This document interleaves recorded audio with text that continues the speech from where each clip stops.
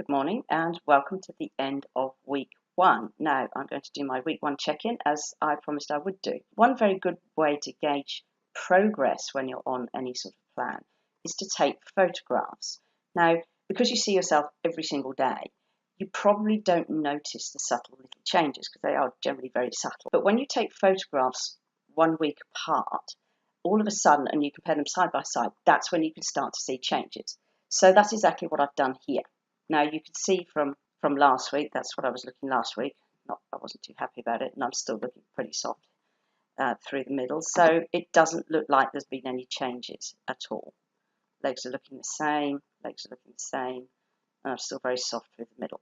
So it really doesn't look like there's any changes. But do you know what? I actually kind of expected that. This week's been a bit of a strange week, just from an activity perspective. I was always planning on taking this week off anyway, but usually a week off for me means that I still cycle everywhere to and from work. Well, unfortunately, that also hasn't happened this week because on New Year's Eve, somebody ran into my bike and bent it. So I only got my bike back on Thursday. So I've been getting the tram to work this week. So that's cut out what I usually cycle. I usually cycle sort of 8 to 10 kilometres a day. So having knocked that out, I've done less exercise than usual.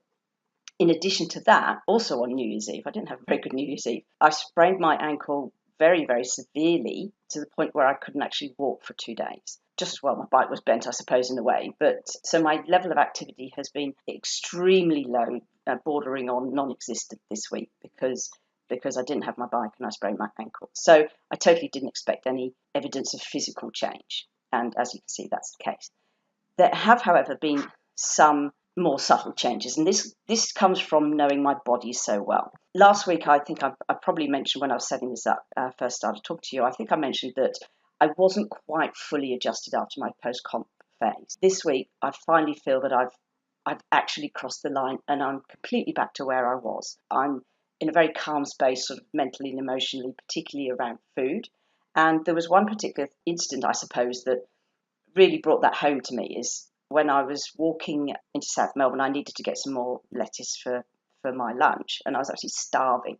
But I walked past this amazing cake shop. Now, that cake shop has a huge range of gluten-free foods, and in my immediate post-comp phase, the first 4 weeks, what I do is I have a very specific plan. I plan a food bucket list, if you like, and on that list are foods that I haven't had during comp prep or generally don't have during comp prep, and are generally foods that I don't eat ever. And included that is cakes. It might have been some of the lunches at some of the cafes, like I had some sort of toasted sandwiches with sort of chicken and brie. Now that's something I would never normally have, but it was on my bucket list. And nasi goreng, again, something I don't normally have. It was on my bucket list. So what I do is I generally give myself 4 weeks to work through this bucket list. 1 meal a day, I allow myself to have an item off this bucket list. When I've ticked off the bucket list, that's when I stop, and that's when I really start reining things in. Okay, so I did that. The reason I do that is because your hormones are all in balance and you're in a very emotional space around food. You have this kind of anxiety around food because you're thinking emotionally and you don't necessarily have your systems and processes in place. There's this kind of tense nervousness around food, and you just feel a bit wound up. And as your hormones start rebalancing, that starts to ease off. And you start to feel calmer and more relaxed generally about food as you feel that you're regaining control. Now, I'm sure people who are coming off long-term diets, they probably go through this as well, but they probably don't quite understand what's happening and they probably don't realise it. But for me, I'm very, very in tune with myself, so I know exactly what's happening. So I give myself this 4 weeks of leeway before I start pulling it back, and I really start paying attention to how I'm getting back on top of things, getting back control and getting my systems and stuff back in place. And this week, I really felt like I just got to the point where everything was complete. So the whole, readjustment process was complete because, like I say, I was starving, hungry. I walked past this amazing cake shop, which I had been in, and I didn't bat an eyelid. So from a hormonal perspective, I think I'm fully adjusted now, which is really, really fantastic. So I'm very happy with that, actually, more to the point. Another thing I wanted to go through, really, was what's more important than a number on a scale, at the moment, how I'm looking. When you're first starting out with a program, and I've alluded to this before, one of the key factors of success is consistency. And I will keep going on about how important consistency is. See, when you're starting anything new, you need to start establishing new habits. That's what essentially the champion lifestyle is. There are a series of habits that allow you to have a system and processes that makes your life more efficient, more easy, and optimize your health. So what you can do to help you track your consistency is you can keep a journal. So I've just written out one here. So you write down what your habit is. So let's just say, for example, we've gone for every meal either fits the hand-sized portion guide or the PM plate layout. Then you list the days of the week and you list how many meals you've had, and then you just make note whether you complied with this habit or not. It's very, very simple. So you can see here, Monday, Tuesday, Wednesday, yes, everything was compliant. Thursday, I went to a supplement store. Now, supplement stores for me are it's like being a kid in a candy store. Anyway, I spotted this new protein bar that I hadn't tried before, so I tried it. Okay, so there was a little bit of an emotional, actually that was after my lunch. I wasn't hungry. So yes, there was definitely still a bit of an emotional thing going on there. So I didn't have that. And then Saturday you can see, yeah, there was no compliance whatsoever. But look, I don't do this even on, I just don't do Saturdays and Sundays. I just eat much more instinctively because I'm so sort of rigid through the rest of the week. I just give myself a little bit of a break at the weekend. And you can see though, even though today was pretty much fairly consistent. Saturday, yeah, look, I went out for a cafe, I had some pancakes, had a protein shake because I got a new protein, I just wanted to have a shake. Then I wasn't hungry, so I just had protein. And the reason I just had that is because protein is my preferred food. I do like my protein. Yeah, I was quite happy with the protein. And the breakfast, I just had coconut yogurt with berries and maple syrup. So I did actually put my protein powder in it, but I didn't have any veggies, so that's why that one wasn't compliant. So overall, out of my 29 meals this week, 23 of them fitted my habit, which meant I had a consistency of 79%. Now, another habit that you could have, for example, when you're starting out, is protein at every meal. And you can see it again. I've just listed out the meals, days of the week, and just simply noted where I did or did not comply with that habit. And you can see that Saturday, those strawberry pancakes definitely didn't have much protein in them, so I didn't comply there. And then Sunday I had the coffee and cake. So again, and that's just a little habit that I have anyway. I've just been doing that for years. So my coffee and cake on a Sunday at a cafe is just a habit that I do. So that's a habit. Okay, I'm not even 100% consistent with that because some Sundays I don't have my coffee and cake. Overall, eating protein at every meal, you might want to establish. My 29 meals, 26 were, that should actually say, which was 93%, which is awesome. Now, when you're starting out with a new habit, you want to try and aim for, let's say, 80% consistency. You've probably heard of the 80-20 rule, where sort of, as long as you're consistent with something 80% of the time, the 20% you can kind of get away with, okay? 80% of the time doing something that moves you in a direction towards better health is going to get you some fantastic results. Okay, so that means you've got leeway 20% of the time, which is actually quite a lot. So you can see it's about 4 meals of the week. Although as long as you don't go completely nuts, it doesn't matter if you don't fully comply with whatever the habit is that you're trying to establish, because 80% of the time will get you the majority of the results. Okay, so now here's another reason that diets often fail or fail you. See, because when you sort of launch off on a diet, let's just say you're going to do the cabbage soup diet, the problem with that is you have to change your entire life, all of it, in one go. And that's incredibly hard. So not only are you doing something that you've never done before, but you're changing everything else around it. And making massive change in one go and expecting it to stick is pretty much a fool's errand, actually.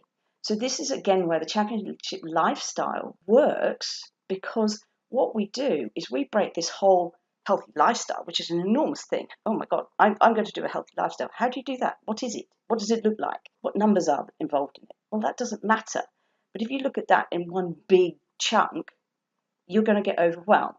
So then what we do is, from that big, I'm going to have a healthy lifestyle goal, you break it down into smaller chunks. You put the tiny little steps into place that will get you to this overall goal.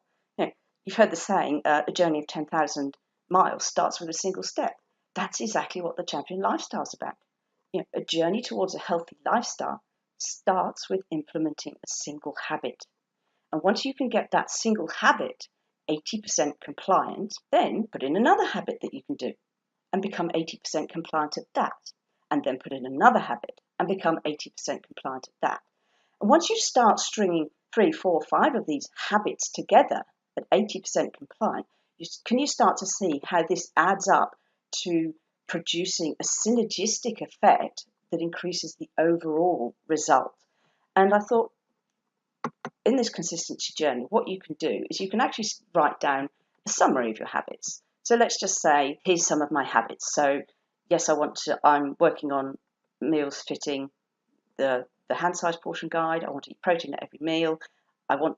We did the baseline where we wanted 4 to 6, because I'm female, it's 4 to 6 serves of protein per day. For a guy, it might be 6 to 8. For me, it's 4 to 6 serves of vegetables. For me, it's 4 serves of fat. For me, it's 4 serves of carbs. I'm also doing my digestive wake-up drink every day. That could be a habit that you might want to establish. If you don't exercise currently, you might want to establish the habit of doing 30 minutes of moderately intense exercise a day. Remember, we looked at those statistics where if you do 30 minutes of moderately intense exercise a day, if the whole country did 30 minutes of moderately intense exercise a day, cost to the healthcare system would be reduced by 26%. Now, 30 minutes is not that much. And here's the thing, you can break it up into chunks. You could do a 15-minute walk after breakfast. You could do a 15-minute walk after lunch. Or you could do a 15-minute walk after dinner. However it works for you, you can slice it and dice it into smaller chunks until it works for you. You might want to walk the dog for 15 minutes a day. You might want to meditate for 5 minutes a day. Now, here's the thing. These are all habits that I do.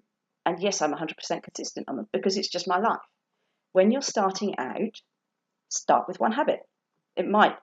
This whole hand-sized portion guide and PN plate layout, that might be too big for you. It might be too overwhelming because it's just not something you're familiar with.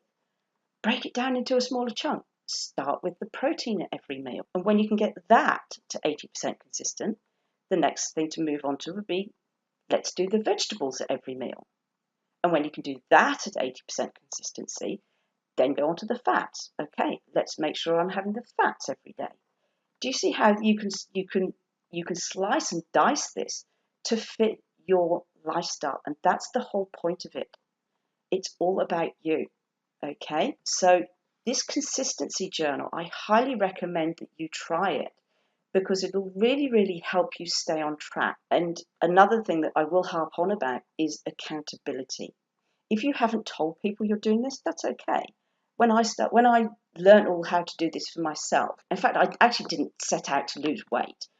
I set out to get fit, to climb a mountain and re-establish my identity as the fit chick. So I actually didn't tell anybody I was doing. The way I kept myself accountable, though, was I actually started tracking everything online in a calorie counter. So I did do that to start with because I hadn't really learned how it all works. Okay. But I kept myself accountable to a higher standard. And accountability in conjunction with consistency is what will get you results. Okay. So look, if you do the consistency journal, to make sure you stay accountable, show it to somebody. Okay. Show it to somebody that you trust and who you know will call your bullshit where they see it. Okay. So this can really, really help you towards your goals. And like I say, you don't have to do everything all at once because that can be overwhelming. Break it down into chunks. I've actually just listed out here pretty much, if there were some, commandments about the champion lifestyle, this is what they are. So listen to your body, eat when you're hungry and stop when you're satisfied. Eat higher protein with each of your meals, eat fruit and vegetables with every meal, fruit and or vegetables, I should say. Eat carb-dense foods with most of your meals, especially after exercise. Whole grains and breads, less than 25% of your meals. Healthy fats from whole foods with most meals. Drink no-calorie beverages except milk. I will do a post on drinking calories as opposed to eating calories. Eat mostly whole foods. Plan ahead and prepare your meals in advance. And don't be an angel. That last one actually is very critical. Don't be an angel. Nobody's an angel. I'm not an angel. You've just seen that straight away this week. Cut yourself some slack. Accidents do happen. Life happens. Cut yourself some slack. So those, if anything, are probably the core tenets of the champion lifestyle. And when you can get all of those at 80% plus, you're there. Okay?